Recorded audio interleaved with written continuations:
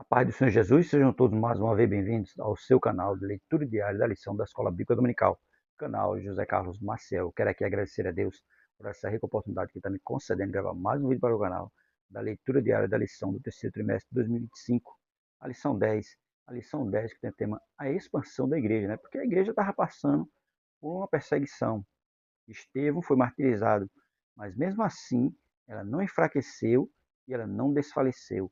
Ela Com isso, ela se fortaleceu e ela se expandiu.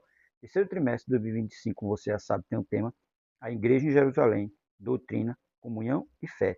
A base para o crescimento da igreja em meio às perseguições, né? Porque ela estava passando por perseguição, mas a base dela era o quê? Doutrina, comunhão, fé e também o quê? Oração, porque eles viviam na oração.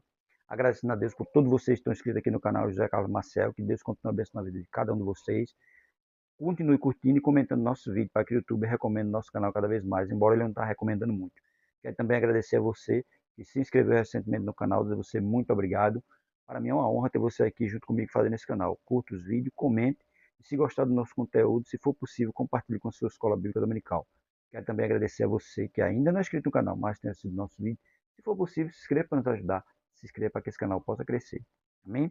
Nossa leitura diária de hoje, da quarta-feira, da lição 10, 1 Coríntios, capítulo 9, versículo 16, que tem como tema a necessidade de pregar o evangelho. É porque nós temos que pregar o evangelho. Jesus disse: ir por todo mundo e pregar o evangelho a todas as nações. Então, é uma ordenança de Cristo e nós temos que cumprir essa ordenança que ele nos deixou. E primeira carta de Paulo aos Coríntios, capítulo 9, versículo 16, diz assim para nós: porque se anuncio o evangelho, não tenho de que me gloriar, pois me é imposta esta obrigação. E ai de mim, se não anunciar o evangelho. Veja, Paulo deixou bem claro, né, que ele tinha que pregar o evangelho. E ai dele, se não pregasse o evangelho. E outra coisa, ele não tinha que se gloriar porque está pregando o evangelho, não. Foi uma obrigação que foi imposta a ele anunciar o evangelho. E é uma obrigação que é imposta a todo crente.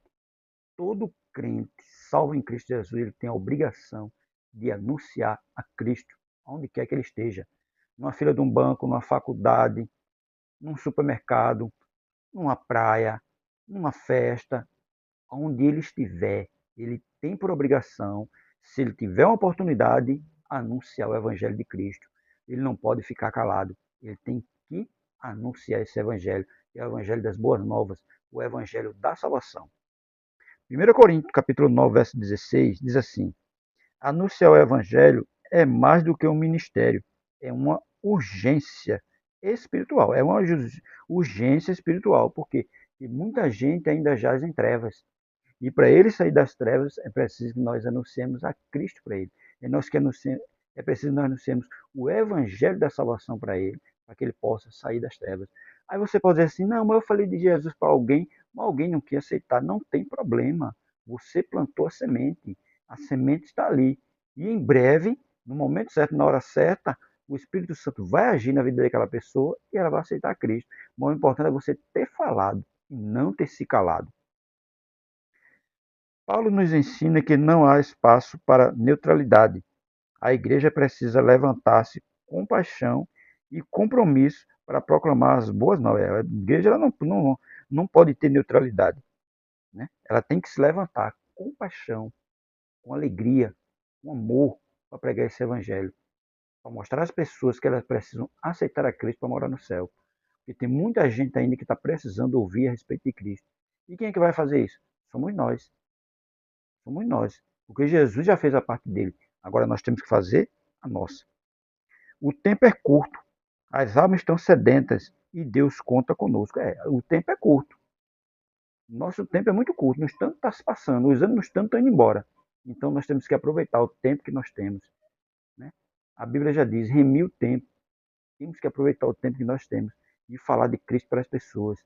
Porque elas precisam ouvir de Cristo. E ele deixa bem claro, as almas estão sedentas e Deus conta com quem? Conta conosco. Então nós temos que fazer aquilo que Jesus fez e pregar o evangelho a todos. E muita gente ainda precisa ouvir a respeito de Cristo. Muita gente ainda está andando nas trevas.